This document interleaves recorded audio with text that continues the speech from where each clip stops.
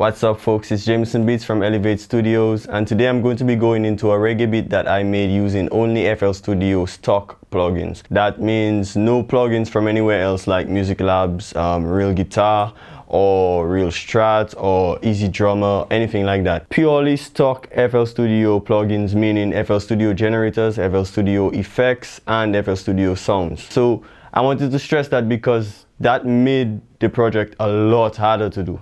FL Studio has some great plugins when you want to do electronic style music, but when you're trying to do something that sounds live or a live based genre like reggae is, then it can become very difficult to do with just stock FL.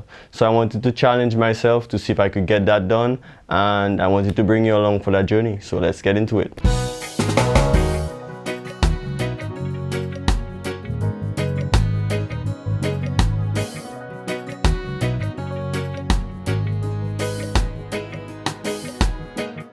Alright guys, so we're going to get into the music, and the first thing we're going to look at is pianos, the sound of the piano, and the chord progression that we're going to use that piano to play.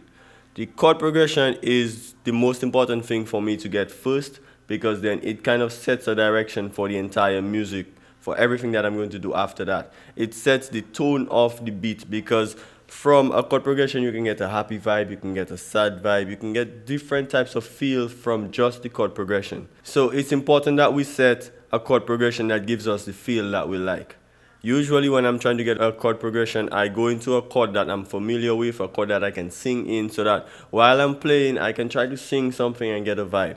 Usually I start with a minor chord, especially F sharp minor, this chord. But for this song I ended up using B major as my root note. So I have B major as my first chord, then I have F sharp major, and then G sharp minor. So it's a 1, 5, 6 chord progression, simple, right? Now that I have my chord progression, I need to play it like reggae. Strumming piano and reggae is easy. You just strum.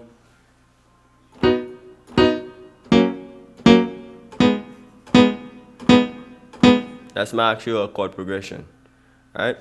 Now the piano that I just played, it sounds great, I like it, but I don't like it for reggae so much. So I'm going to edit it so that it sounds a little more reggae-like.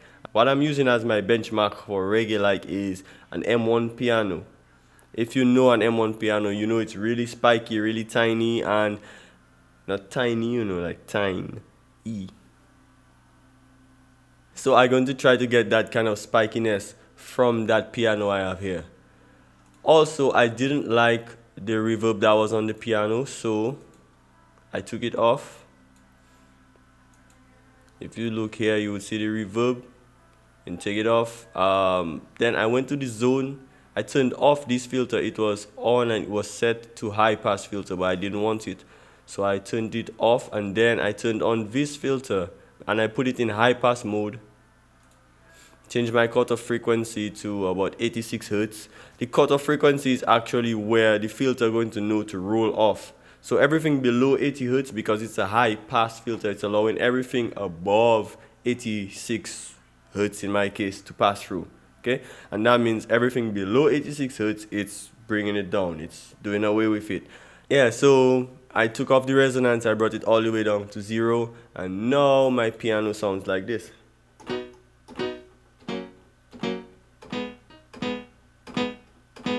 Right, not bad. And the next thing I had to do was actually put in the chord progression. And I always advise that you play your chords. The reason I think that you should play the chords is because you want to get the humanness, right? You want to get the slight mistakes, you want to get the slight timing errors, you want to get the difference in velocity. People like to hear live music, and it's because of those little things that makes live music sound live, and we like to hear it.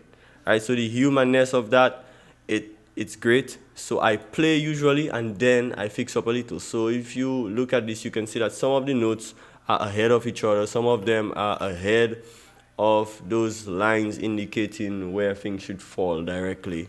Some of them are longer than each other. If you look at the velocity down here, some of them are louder than each other. So I think that's it for the piano. If I just play it, we can hear what it sounds like.